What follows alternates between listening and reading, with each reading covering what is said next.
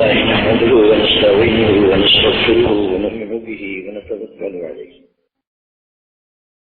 ونعوذ بالله من شرور أنفسنا ومن سيئات أعمالنا. من يهده الله فلا مضل له ومن يضلل فلا هادي له، ونشهد أن لا إله إلا الله وحده لا شريك له، ونشهد أن سيدنا ومولانا محمدا عبده ورسوله.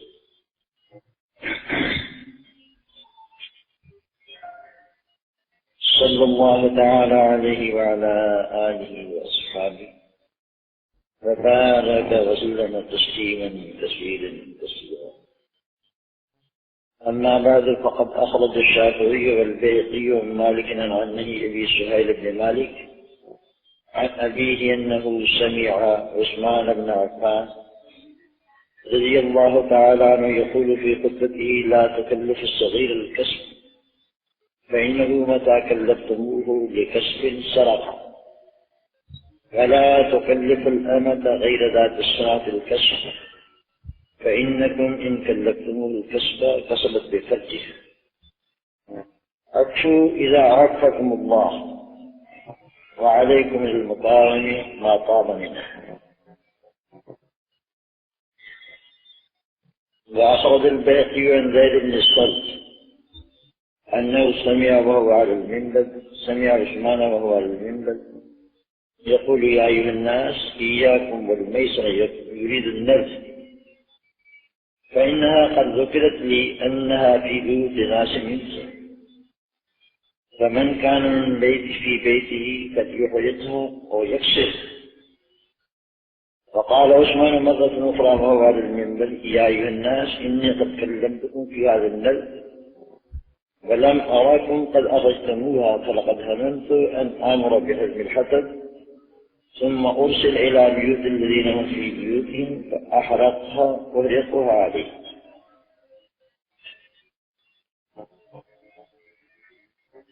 وأخرج البيهقي وابن عساكر سالم مولى عبد الرحمن بن حميد أن عثمان بن عفان رضي الله تعالى عنه أتم الصلاة بمنى ثم خطب الناس فقال: يا أيها الناس، إن السنة سنة رسول الله صلى الله عليه وسلم وسنة صاحبيه، لكن حدثت عامة من الناس فخفت أن تستقل.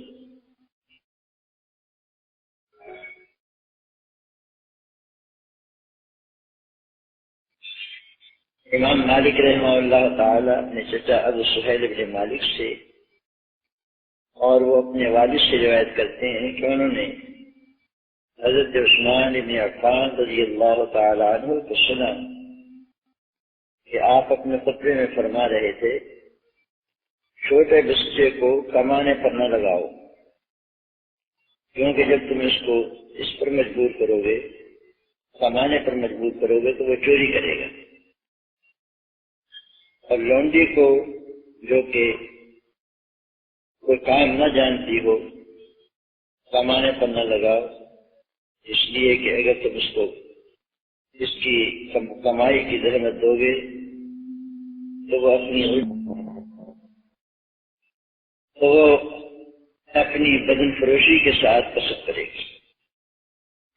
جب اللہ تعالیٰ نے تم کو عفت عطا فرمائی ہے تو عفت اختیار کرو، اور کھانوں میں سے ان کھانوں کو لازم پکڑو جو پاکیزہ پاک. امام بیہقی رحمہ اللہ تعالیٰ نے حضرت زید بن صلت سے روایت کی ہے کہ انہوں نے حضرت عثمان رضی اللہ تعالیٰ عنہ کو منبر پر خطبہ دیتے ہوئے سنا. اس میں فرمایا کہ لوگوں، یہ جوئے کی چیز یعنی نرد، اس سے بچو. مجھ سے اس کا تذکرہ کیا گیا ہے کہ یہ کچھ لوگوں کے گھروں میں، جس کے گھر میں ہے اس کو جلا دے یا توڑ دے. دوسری مرتبہ خطبہ دیا تو ارشاد فرمایا کہ لوگوں، میں نے اس نردوں کے بارے میں تم سے گفتگو کی تھی، اور میں نے نہیں دیکھا کہ تم نے ان کو نکالا ہو. اب میں نے ارادہ کیا ہے کہ لکڑی کے گچھے تیار کرنے کا حکم دوں، پھر میں ان لوگوں کی گھروں کی طرف بھیجوں جن کے گھروں میں یہ چیزیں ہیں، ان کے گھروں کو ان پر جلا دوں. امام بہقی اور ابن عساکر نے سالم مولا عبد الرحمن ابن عمیر سے روایت کی ہے کہ حضرت عثمان رضی اللہ تعالیٰ عنہ نے مینا میں پوری نماز پڑھی، پھر لوگوں کو خطبہ دیا. اس میں فرمایا کہ لوگوں، سنت تو رسول اللہ صلی اللہ علیہ وسلم کی سنت ہے اور آپ کے صاحبین کی سنت ہے، لیکن اس سال کچھ نئے لوگ آئے ہیں تو مجھے اندیشہ ہوا کہ اس کو سنت نہ بنا لیں. یہ 3 خطبوں کے ٹکڑے ہیں. پہلے خطبے میں ارشاد فرمایا کہ چھوٹے بچوں کو کام کرنا لگایا، کیونکہ چھوٹے بچوں کو کام پر لگاؤ گے تو بیچارے کما تو سکیں گے نہیں. اب تم نے اس سے ان کے ذمے پابندی لگا دی کہ کما کر لائیں تو وہ چوری کریں گے، چوری کر کے لائیں گے. تیسرا، باندیاں جو پہلے زمانے میں ہوتی تھی اس کے بارے میں فرمایا کہ ان میں سے جو صنعت نہیں جانتی ان کو بھی کام کرنا لگایا کرو، کیونکہ جب ان کو کام پر لگاؤ گے تو بدل فروشی کر کے کمائی کر کے لائیں گے. اور ظاہر ہے کہ چوری کا مال یا بدن فروشی کے ذریعے سے حاصل شدہ مال تمہارے گھر میں آئے گا تو وہ تمہارے لیے حلال نہیں ہوگا. جب اللہ تعالیٰ نے تم کو ان چیزوں سے بے نیاز کر دیا ہے تو تم خود بھی ہو سکتے چاہے.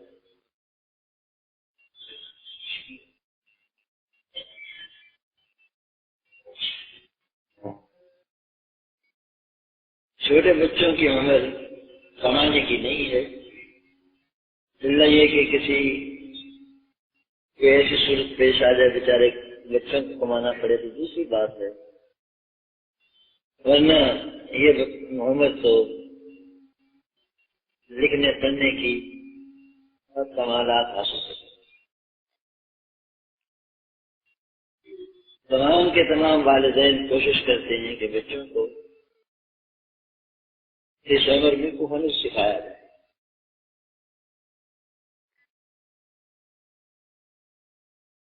تعلیم یافتہ لوگ یہ جن کی ذہن میں دین اس کی تعلیم کی اہمیت ہے وہ بچوں کو تعلیم میں ڈالتے ہیں. جو دین دار لوگ ہیں وہ بچوں کو دین کے حاصل کرنے میں لگاتے ہیں. اس زمانے میں سیکھا وہ کام دیتا ہے،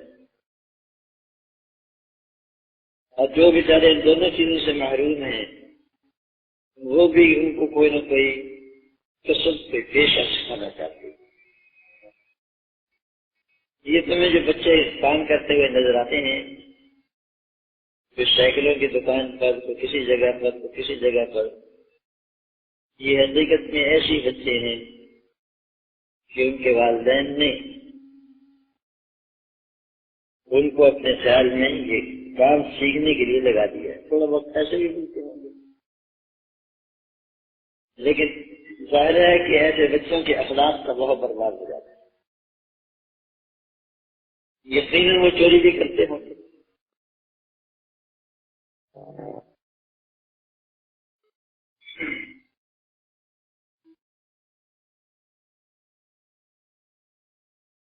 اور ایک اس بات تنبیہ فرمائی کہ ہمارے گھر میں جو ایسا آتا ہے اس کے بارے میں اس کا لحاظ رکھا کرو کہ یہ پاک بھی ہے یا نہیں. پاک ناپاک، جائز ناجائز کی پرواہ کیے بغیر کماتے چلے جانا یا جمع کرتے چلے جانا، یہ صحیح نہیں۔ حلال ہو، پاک ہو، یہ زیادہ بہتر ہے بنسبت اس حرام کے جو زیادہ ہو، وافر مقدار میں ہے۔ حدیث شریف میں فرمایا گیا ہے ما اللہ و کفا خیر مما کثر و الہا، جو کم ہو اور آدمی کی کفایت کر لے، سود پوری ہو جائے۔ جو مال کے کم ہو اور آدمی کی کفایت کرے، یعنی ضرورت پوری ہو جائے، وہ بہتر ہے اس مال سے جو زیادہ ہو اور آدمی کو غافل کرے۔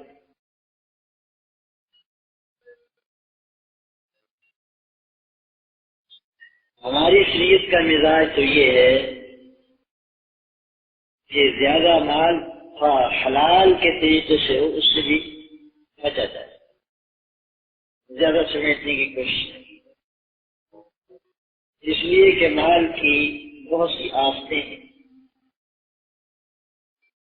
مال کی بہت سی آفتیں ہیں، دین کے اعتبار سے بھی، دنیا کے اعتبار سے۔ بقدر کفایت مال بس یہ تو مستحسن ہے، اور جو کفایت سے زیادہ ہو، فالتو ہو، وہ ہر ایک کے لیے نہیں ضرورت ہے۔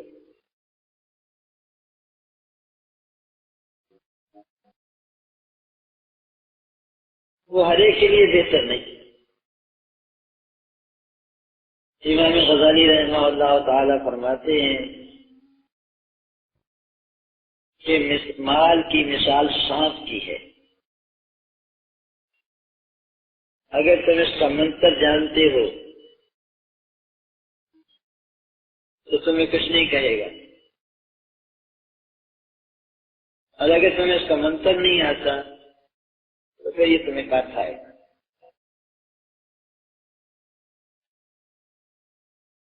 یہ وہ پہلو ہے مال کا جو اس وقت قریب قریب لوگوں کی نظر سے غائب ہو گیا ہے۔ یہ تو میں گفتگو کر رہا ہوں حلال کے بارے میں،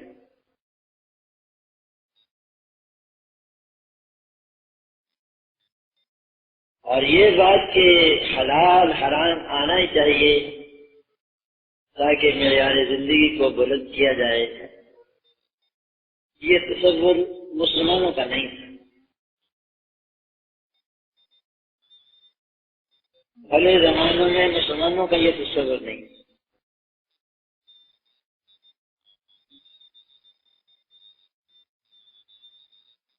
قبلہ حاجات مسلمانوں نے مال کو نہیں بنایا تھا، اور کعبہ مقصود قرار نہیں دیا تھا، یہ تو ایک ضرورت کی چیز تھی۔ یہاں کی زیب و زینت، یہاں کی خوش عیشی، بہترین لباس ہو، بہترین پوشاک ہو، بہترین خوراک ہو، بہترین مکان ہو، رہائش گاہ ہو، یہ مسلمانوں کا مطمع نظر نہیں تھا۔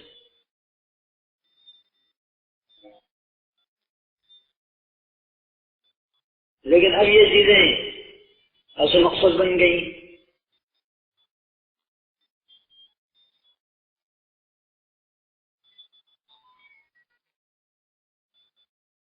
اور اصل مقصد بن جانے کی وجہ سے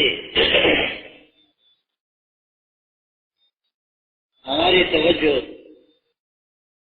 آخرت سے دنیا کی طرف چل گئی۔ مرنے کو اور مرنے کے بعد کی زندگی کو قریب قریب ہم بھول گئے،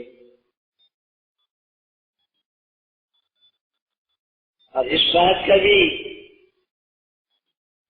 قریب قریب تصور ختم ہو گیا کہ مجھے اس کا حساب بھی دینا ہے۔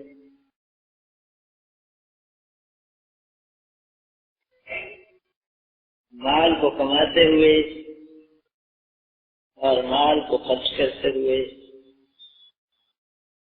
اس کا تصور نہیں رہا کہ مجھے اس کا حساب بھی دینا ہے، مجھ سے اس کی مسئولیت بھی ہوگی۔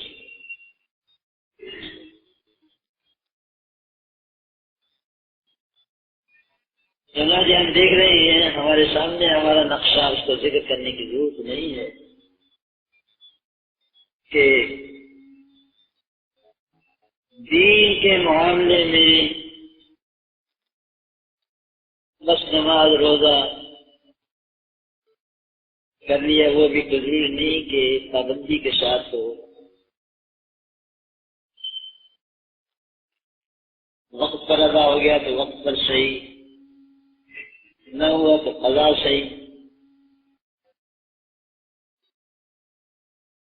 اور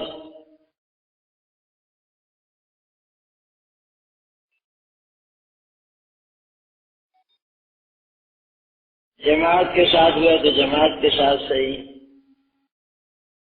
جماعت نہیں ملی تو گھر پر ہی صحیح۔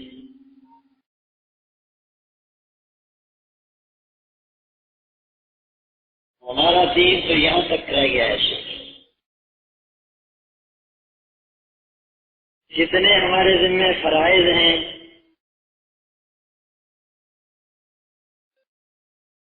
کتنے لوگوں کے حقوق ہمارے ذمہ ہیں اور کن کن کے حق میں ہم نے کیا کیا کوتاہیاں کی ہیں، ان سے قریب قریب ہم سب غافل ہیں الا ماشاء اللہ۔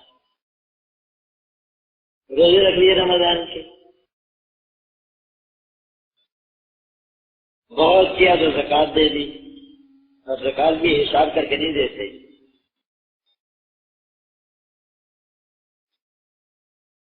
آخری عمر میں جب کہ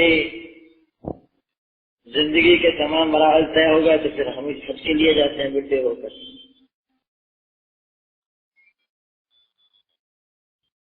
اور اللہ اللہ خیر صلی اللہ، یہ ہمارا دین ہے، یہ ہمارے دین کا نقشہ ہے اللہ ماشاء اللہ۔ پھر یہ قریب قریب بس اتنا ہی۔ مرنے کے بعد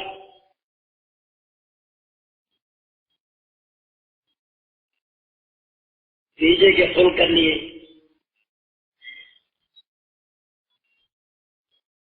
دسویں کا کھانا دے دیا، 40واں کر لیا، چلو چپ، یہ میت کا حق ہم نے ادا کر دیا۔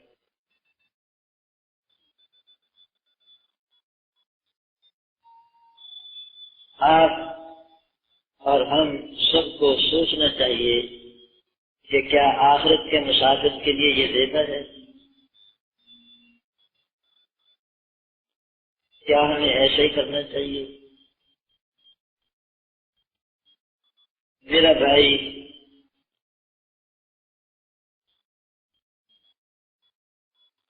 یہ آخرت کا عالم تو ہمارے سامنے آنے والا ہے، ہمارا ایمان کمزور ہو گیا، ہمارا یقین کمزور ہو گیا۔ اکابر کا ایمان اور یقین تو ایسا تھا گویا کہ اپنی آنکھوں سے مشاہدہ کر رہے تھے۔ اب ہمارا ڈھیلا ہوتا ہوتا یہاں تک پہنچ گیا جس کو قرآن کریم نے کہا ہے کہ ان نظن الا ظن وما نحن بمستيقنين، ہم بھی کچھ خیال سا تو رکھتے ہیں، باقی یقین وقینہ میں نہیں۔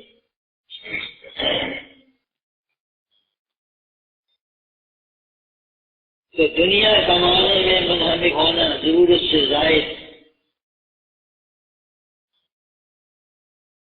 اس کے آفات میں سے ایک آفت یہ ہے کہ آدمی موت اور موت کے بعد کی زندگی سے، آخرت سے غافل ہو جاتا ہے۔ اسی بنا پر ایک حدیث میں فرمایا رسول اللہ صلی اللہ علیہ وسلم نے کہ الدنیا والآخرت غضتان، دنیا اور آخرت یہ دونوں شوقنے ہیں۔ ایک آدمی کے نکاح میں 2 بیوی ہوتی ہیں، تو شوقنے کہتے ہیں۔ شوقنوں کی خصوصیت یہ ہے کہ دونوں کو ایک وقت آدمی خوش نہیں رکھ سکتا. غزیت احداہما سخطت الاخرى، اگر ایک راضی ہوگی تو دوسری ناراض ہو جائے گی. دنیا کو راضی کرو گے تو آخرت ناراض ہوگی، اور آخرت کو راضی کرو گے تو دنیا ناراض ہوگی. ہم لوگوں نے اس شوقن کے حسن و جمال کو تو دیکھا، اس کی باغ و بہار ہمارے سامنے ہے، اس کے غمزہ و ادائیں ہمارے دل کو لبھا لیتی ہیں، اور یہ ہمیں یکسر اپنی طرف متوجہ کر دیتی ہے. دوسری شوقن بیچاری وہ حد سے زیادہ حسین اور حد سے زیادہ پاک باز ہے، لیکن وہ نقاب پہنے رکھتی ہے، ہماری نظر ہی اس پر جاتی. یہ بھی اس کا چہرہ نہیں ہے.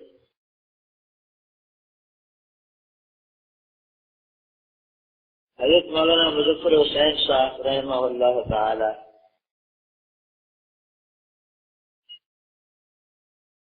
یہ حضرت مولانا اجیاز صاحب رحمۃ اللہ علیہ کے نام ہے.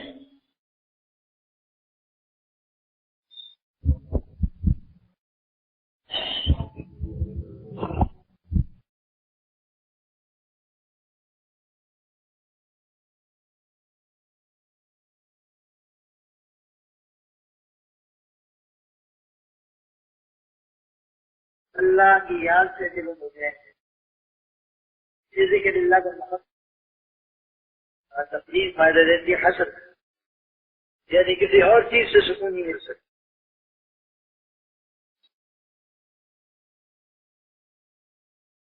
پیٹ میں تو روٹی ڈالو گے میاں تو بھرے گا اور اس کو سکون ہوگا، اور دل کے اندر اللہ کا ذکر ڈالو گے تو اگر کوئی شخص روپے پیٹ میں بھر لے تو اس کی بھوک نہیں مٹے گی.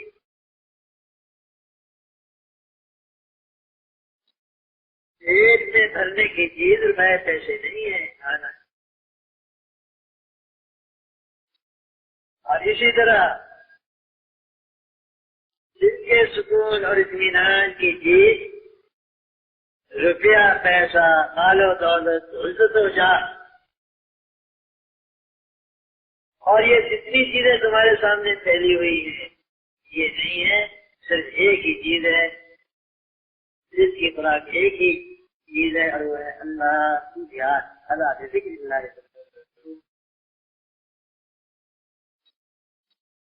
لوگ بھول گئے، دو باتوں کو بھول گئے. ایک یہ کہ اپنی آخرت کو بھول گئے، دنیا میں چیزیں لگ.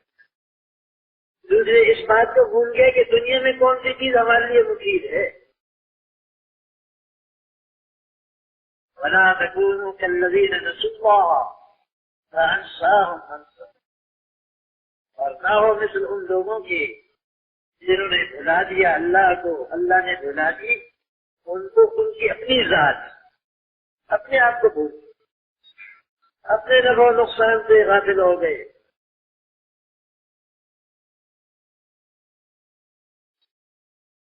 دوسرے خطبے میں حضرت نے ارشاد فرمایا کہ مجھے یہ اطلاع پہنچی ہے کہ تمہارے گھر میں نردے ہیں، یہ بازی لگاتے ہیں نا، لکڑیاں ہوتی ہیں، کھانے بنائے ہوئے ہوتے ہیں، اور اس کے ساتھ کھیلتے ہیں. شطرنج کی قبیل کی چیز ہوتی ہے.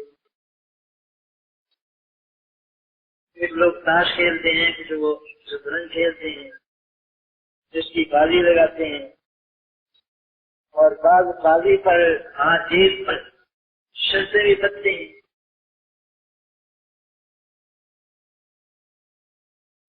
عجمیوں سے یہ آئی ہے یہ نقشے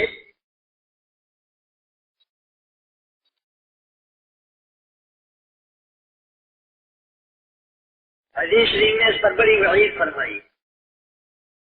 ایک حدیث شریف نے فرمایا کہ جس شخص نے نرد شیر کا شغل کیا اس نے گویا خنزیر کے ہاتھ میں کے لہو میں اپنے ہاتھ میں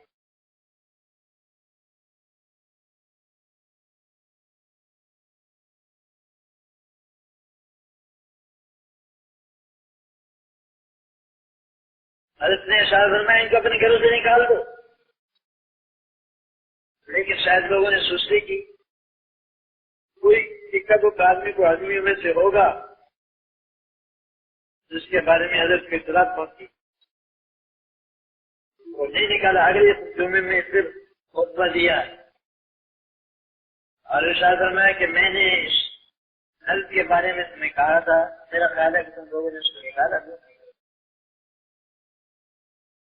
ابھی نکال دو یا جلا دو یا توڑ دو، ورنہ میں حکم دوں گا لکڑیوں کے کچے اکٹھے کیے جائیں اور کچھ لوگ جا کر کے اس قسم کے لوگوں کے گھروں کو آگ لگا دیں جن کے گھر میں یہ شطرنج اور یہ درد رکھتے ہیں.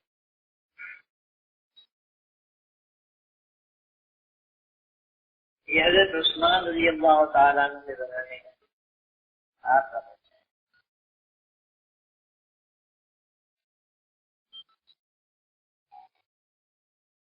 اور اگر ہمارے زمانے کو دیکھ لیتے تو کیا حکم ہوتا ہے اس کا تم اندازہ کرو ذرا.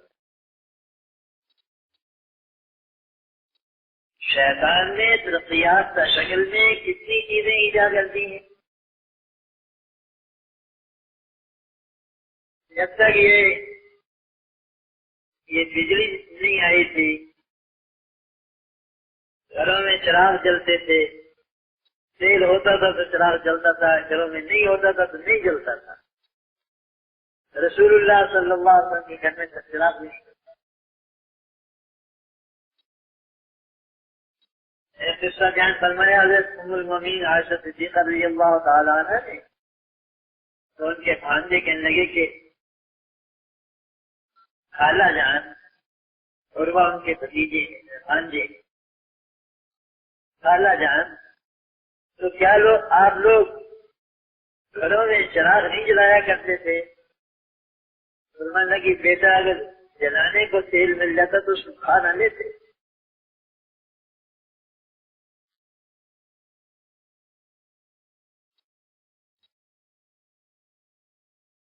حضرت صلی اللہ علیہ وسلم کے دولت قضا میں حضرت صلی اللہ علیہ وسلم کے اپنے گھر میں جو مجمع انوار نبوت تھا جس پر روبیوں کے انوار قربان اس گھر میں جرات ہو جاتا. میں یہ کہنا چاہتا کہ جب تک یہ روشنی نہیں آئی تھی ہمارے گھروں میں ہدایت کی روشنی، اور جہاں جہاں یہ بجلی پہنچی جگمگاتے ہیں در و دیوار جلتے ہیں. جب سے ہمارے در و دیوار جگمگانے لگے اس وقت سے دل سے آپ کے جن دیہاتوں میں بجلی نہیں ہے، جو علاقے تمہارے بقول ترقی یافتہ نہیں ہے، پسماندہ ہے، ان میں تدین باقی.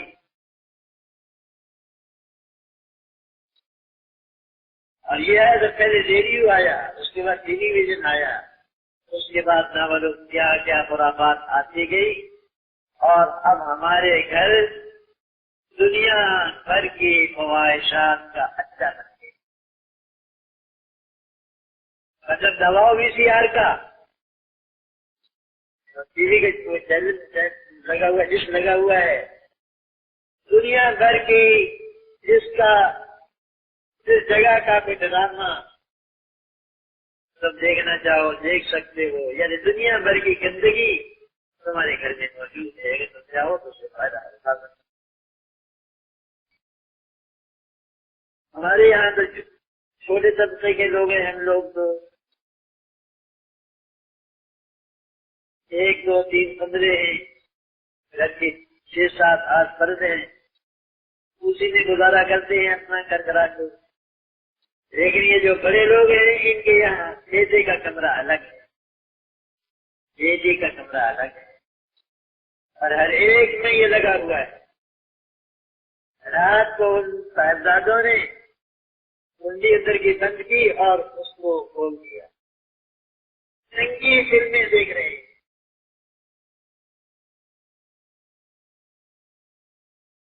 ننگے ناچ دیکھ رہے ہیں، اور نہ معلوم کیا کیا خرافات میں ہم نے کہوں کیا چل رہے ہیں. یہ ہمارے ان کے گھرانوں کی معاشرت. خود انصاف کرو کہ جن گھروں میں یہ چیز ہوگی ان میں انسانیت کہاں رہے گی، شرافت کہاں رہے گی، دین کہاں رہے گا، تقویٰ کدھر سے آئے گا، آخرت کی یاد کدھر سے آئے گی، مرنے کا اندیشہ کہاں رہے گا. اور تم جانتے ہو سارے اس مرحلے سے گزرے ہو کہ آغاز جوانی کا آغاز یہ بہت بڑی کشتی ہے. جذبات میں ہیجان ہوتا ہے، عقل میں ناپختگی ہوتی ہے، اور شعبۃ من الجنون فرمایا رسول اللہ صلی اللہ علیہ وسلم. شبابو شعبۃ من الجنون، ایک قسم کا جنون ہوتا ہے. جب یہ کچی کلیاں توڑنا شروع کر دیں گے تو پھر کیا بنے گا. قرضے کے ان چیزوں کو بھائی گھروں سے نکالو. حضرت امیر المومنین کو نسبت کر رہے تھے کہ میں گھروں کو جلا دوں گا. آج اگر ہمارے گھروں کو دیکھے تو ہمارے بارے میں کیا کہتے ہیں. اور اب مختصر سی بات یہ کہ حضرت عثمان رضی اللہ تعالیٰ عنہ حج کے لیے تشریف لے جاتے تھے.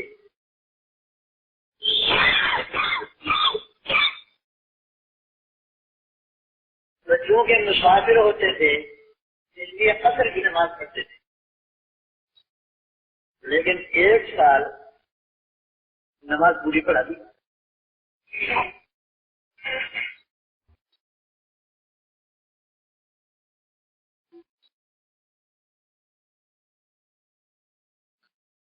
حضرت عبداللہ بن مسعود اور دوسرے اکابر صحابہ نے اس پر اعتراض کیا. حضرت عبداللہ بن مسعود کہتے تھے کہ صلیت خلف رسول اللہ صلی اللہ علیہ وسلم هنا رکعتين وخلف ابي بکر رکعتين وخلف عمر رکعتين. میں نے اس جگہ رسول اللہ صلی اللہ علیہ وسلم کے پیچھے 2 رکعتیں پڑھی ہیں. مسافر میں رسول اللہ صلی اللہ علیہ وسلم دین چاہتے تھے مسافر ابو بکر کے پیچھے بھی، عمر کے پیچھے بھی، صدر من خلافت عثمان اور عثمان کے ابتدائی زمانے میں بھی تو ان کے پیچھے 2 رکعتیں پڑھی. ابھی 4 پڑھنے لگے. اے کاش کہ میری وہ 2 رکعتیں قبول ہو جاتی کیا کے بس. اور یہ مسئلہ آج تک علماء میں معرکۃ الآراء بنا ہوا ہے کہ حضرت عثمان نے کیوں پڑھی، 4 رکعتیں کیوں پڑھی تھی. متعدد توجیہات علماء نے کیے ہیں تابعین کے زمانے سے. حدیث کے طالب علم ان کو جانتے ہیں. بہرحال اس خطبے میں حضرت عثمان رضی اللہ تعالیٰ عنہ نے فرمایا 4 رکعتیں پڑھائی بجائے 2 رکعتیں پڑھانے کی. ظہر عصر عشاء کی 2 رکعتیں پڑھانے کے بجائے 4 رکعتیں پڑھائی. اور اس کے بعد فرمایا کہ لوگوں ان سنت رسول اللہ صلی اللہ علیہ وسلم و سنت الصحابہ ہے.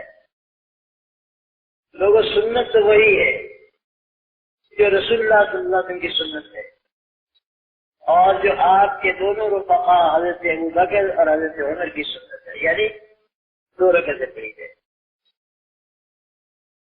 ولكن حدث العام من الناس وخفوا ان تستنوا. اس سال حج کے لیے کچھ لوگ زیادہ ہی آ گئے ہیں اور بالکل دور دراز سے کے علاقوں سے. تو مجھے یہ اندیشہ ہوا کہ کہیں ایسا نہ ہو کہ لوگ یہ لوگ جو کہ دین کے مسائل سے پورے طور واقف نہیں، گھر جا کے یہ کہیں کہ ہم تو امیر المومن کے پیچھے 2 رکعتیں پڑھ کے آئے، ہم 4 کیوں پڑھیں گے؟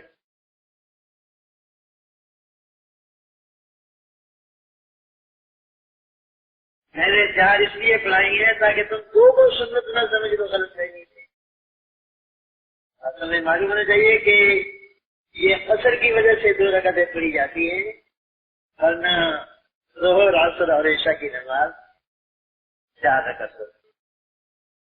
صحابہ نے ان کے اس عذر کو بھی قبول نہیں فرمایا۔ یہ الگ مسئلہ ہے۔ اب اس پر مسئلہ چلا کہ سفر کے اندر آدمی 2 ہی رکعتیں پڑھے گا یا 4 بھی پڑھ سکتا ہے؟ زور کی نماز ہے نا، سفر میں پڑھنی ہے، 2 ہی پڑھنا ضروری ہے یا 4 بھی پڑھ سکتا ہے؟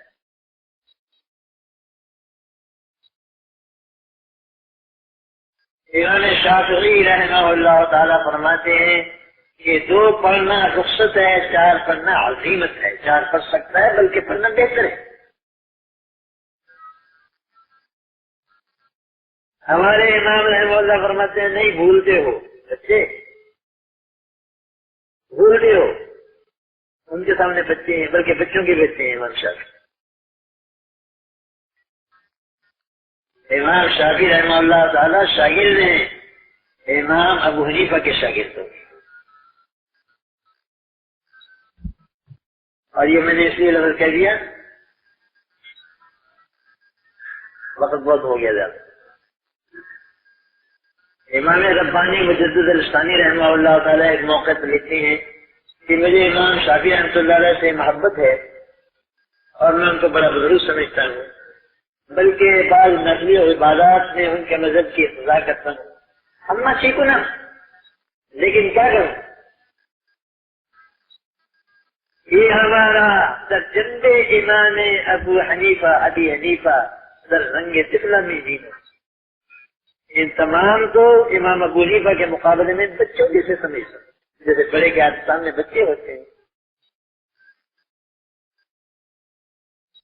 تو حضرت امام فرماتے ہیں نہیں، سمجھے نہیں ہو، شریعت نے سفر کی نماز 2 رکعت بنائی ہے، اور اس کو پوری پڑھنے کی اجازت نہیں۔ 2 رکعت کے بجائے 4 رکعتیں پڑھنا ایسے ہی ہوگا جیسا کہ کوئی شخص فجر کی نماز 2 رکعت کی بجائے 4 رکعتیں پڑھنا شروع کرتے ہیں۔ وقت بہت اچھا ہے، بڑی فراغت کا وقت ہے، آج تو کوئی کام بھی نہیں، چھٹی کا دن ہے، آج 4 رکعتیں پڑھے نہیں، تو ہمیں اجازت ہے کہ ان 2 رکعتوں کو لمبا کر دو، اتنی لمبی رکعتیں پڑھو کہ ادھر صبح صادق ہو تو شروع کر دو اور ادھر طلوع آفتاب ہونے لگے تو ختم کرو۔ ہمیں اجازت ہے، اپنی فرصت اور اپنی ہمت کے مطابق چاہو تو اس رکعتوں کو لمبا کر سکتے ہو، لیکن اس کی اجازت نہیں ہے کہ رکعتوں میں اضافہ کرو۔ اسی طرح سفر میں اگر تمہیں فرصت ہے، کوئی جلدی نہیں ہے، جلدی پڑھو، اور اگر جلدی ہے تو مختصر پڑھ لو۔ ہمارے امام ابو حنیفہ رحمہ اللہ تعالیٰ ایک دفعہ سفر میں تھے، امام ابو یوسف ان کے بڑے شاگرد ساتھ تھے، تو ان کو امام بنا دیا فجر کی نماز میں۔ امام ابو یوسف نے فجر کی نماز میں آخری 2 سورتیں پڑھی، معوذتین اور برب الفلق اور برب الناس۔ سلام پھیرنے کے بعد حضرت امام نے فرمایا سارا یعقوب نہ فقیہ ہے، ہمارے یعقوب فقیہ بن گئے۔ تو غرضے کے رکعتیں لمبی کر سکتے ہو اپنی فرصت کے مطابق، لیکن 2 سے زیادہ پڑھنے کی اجازت نہیں ہمارے امام رحمہ اللہ فرماتے ہیں۔ اور حتیٰ کہ اگر تم نے 2 کی بجائے 4 پڑھ لی اور جان بوجھ کر پڑھی، درمیان میں بیٹھے تھے، 2 رکعت پر بیٹھے تھے تو فرض ادا ہو گیا، لیکن تم نے بہت برا کیا۔ اور اگر بھول کر ایسا کیا تو سجدہ سہو لازم، اور اگر سجدہ سہو بھی نہیں کیا، سجدہ سہو بھی نہیں کیا تو نماز کا دوبارہ لوٹانا لازم۔ سبحان